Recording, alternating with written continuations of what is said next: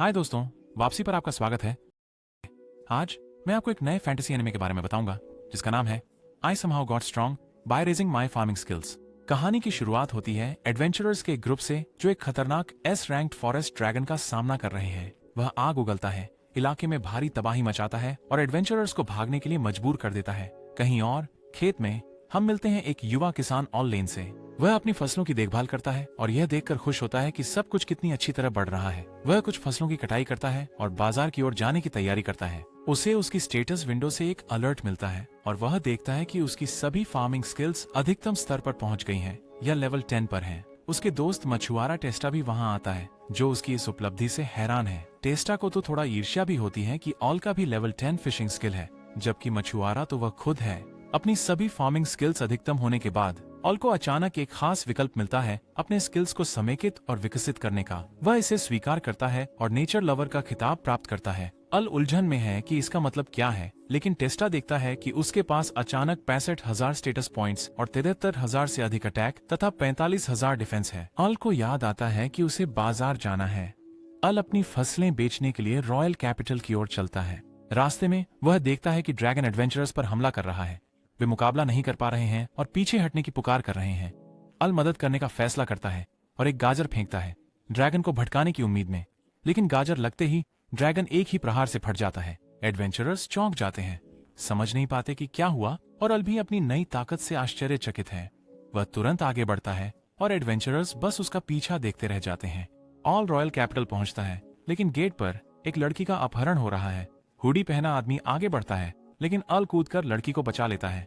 Hoodie वाला आदमी अल पर चाकू से हमला करता है, लेकिन अल आसानी से उसे निःशस्त्र कर देता है और हराता है। आदमी को गिरफ्तार कर लिया जाता है और लड़की उसे बचाने के लिए धन्यवाद कहती है। वे घंटी सुनते हैं और अल जल्दी से दौड़ जाता है, देरी न करने के इरादे से। लड़की उसका नाम पूछती है, लेकिन अल बस तेजी से चलता रहता है। वह बाजार पहुंचता है और अपनी फसलें दे देता है। जब वह शहर छोड़ने जाता है तो गार्ड्स उसे रोक लेते हैं। अल को लगता है कि शायद वह मुसीबत में है, लेकिन लड़की जिसे उसने बचाया था आती है और खुद को फैलस बताकर परिचय देती है, जो राजधानी की राजकुमारी है। राजकुमारी से बात करते समय अल थोड़ा नर्वस हो जाता है, लेकिन वह उसे सामान्य रूप से व्यवहार करने का आदेश देती है। वह पूछती है कि क्या वह शाही परिवार की सेवा करने के लिए तैयार होंगे। वह अपने मन में कहते हैं बिल्कुल नहीं।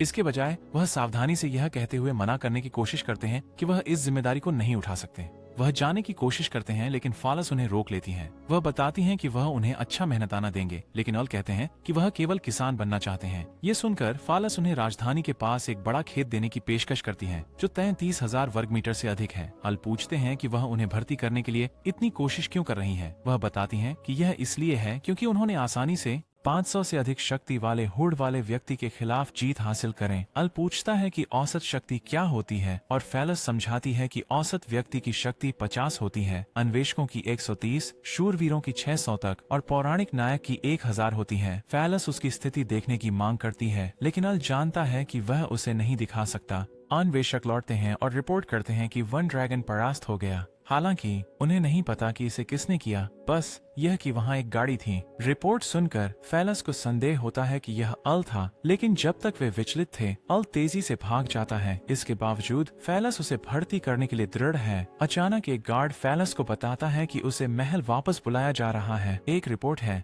कि बहुत सारे राक्षसों का झुंड राजधानी की ओर बढ़ रहा है। हर तरह के राक्षस जैसे कि ऑर्क, ड्रैगन और गोलेम्स ये हेलजोन से आ रहे हैं, जो राजा को झटका देता है, क्योंकि हेलजोन के नेता दानव राजा को नायक ने मार दिया था और उन्होंने राक्षसों के साथ शांति समझौता किया था।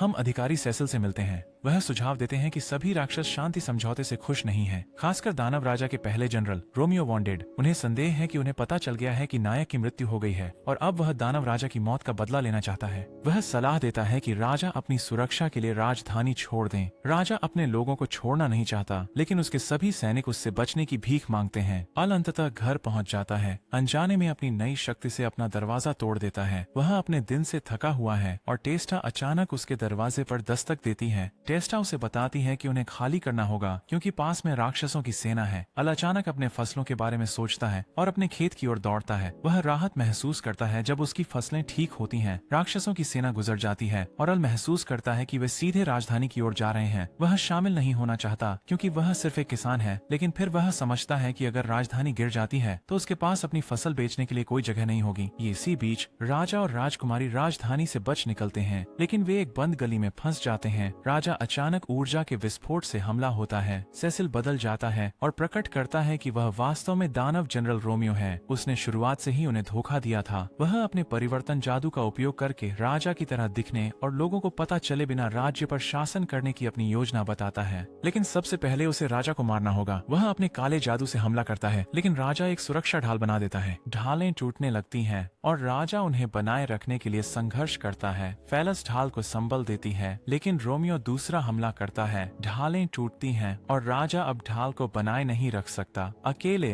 फेलस हमला नहीं रोक सकती और बाकी के ढाल नष्ट हो जाते हैं। रोमियो उन्हें ओवर डार्कनेस कौशल से खत्म करने जाता है, लेकिन एलिस अचानक प्रकट होती है और हमला रोकती है। वह अपनी जुताई कौशल का उपयोग करता है और जमीन को तोड़ देता है। राक्षसों की सेना को हिला देता है। रोमियो उत्सुक है कि वह कौन है, लेकिन एलिस सिर्फ कहता है कि वह एक साधारण